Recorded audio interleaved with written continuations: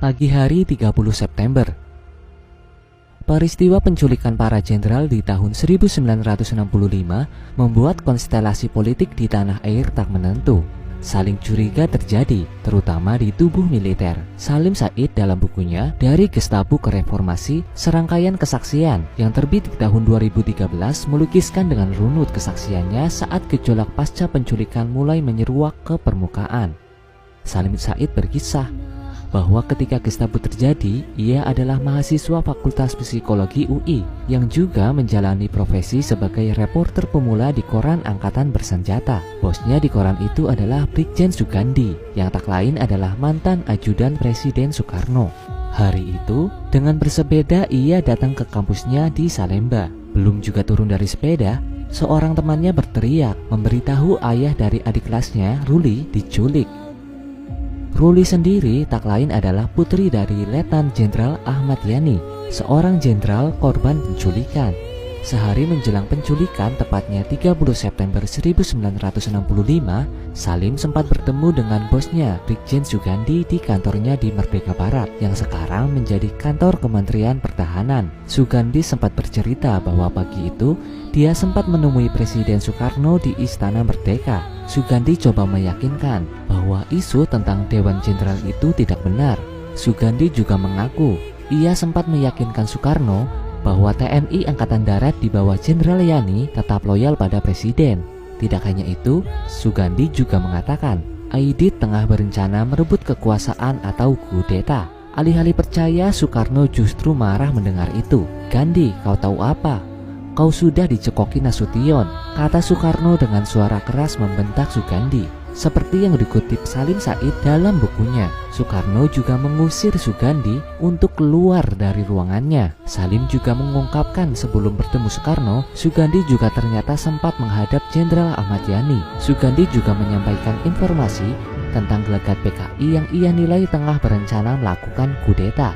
Menurut Sugandi, Ahmad Yani menyepelekan informasi yang dia sampaikan. Bahkan, sebelum diculik, Ahmad Yani memulangkan tambahan pasukan yang ditugaskan untuk menjaga rumahnya. Sampai kemudian peristiwa kelam itu terjadi. Ahmad Yani terbunuh dalam upaya penculikan yang dilakukan sekelompok tentara yang menyatroni kediamannya di 1 Oktober dini hari. Kejadian berdarah 1965 adalah bagian dari sejarah Indonesia yang hingga saat ini tidak pernah henti-hentinya dibicarakan oleh banyak orang. Kejadian tersebut masih menyisakan banyak pertanyaan besar. Salah satunya adalah, siapa pencetus G30S ini? Ide Soekarno. Dalam bukunya berjudul Gestapo 65, PKI Aidit, Soekarno, dan Soeharto, Salim Said mengatakan bahwa ide penangkapan terhadap sejumlah jenderal angkatan darat awalnya berasal dari Soekarno. Hal penting yang kita perlu garis bawahi dari analisa ini adalah bahwa penangkapan tersebut tidak dimaksudkan sebagai pembantaian. Soekarno hanya meminta pasukan pengawal Presiden Cakrabirawa yang dipimpin oleh Letkol Untung untuk membawa sejumlah jenderal tersebut menghadap kepada Presiden. Tujuannya adalah untuk mendaulat mereka agar patuh dan setia pada Soekarno yang pada saat itu berkedudukan sebagai pemimpin besar revolusi. Apa itu daulat? Kata daulat dijelaskan oleh Salim Said sebagai sebuah tradisi yang sering digunakan oleh para pejuang Indonesia untuk meminta pihak tertentu agar patuh pada pemerintahan pihak yang mendaulat.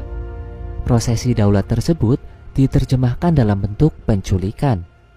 Salah satu peristiwa daulat yang kita semua tahu adalah peristiwa penculikan Soekarno-Hatta oleh sejumlah pemuda ke Rengas Dengklok, dalam rangka meminta kedua tokoh tersebut segera memproklamasikan kemerdekaan Indonesia. Proses daulat akan ditempuh ketika cara-cara formal tidak dapat lagi ditempuh. Perlu diketahui bahwa suasana politik menjelang tahun 1965 sangatlah tegang.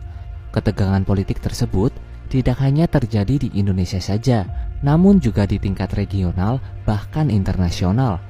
Terlalu banyak tarikan politik yang mewarnai kehidupan berbangsa bernegara pada saat itu.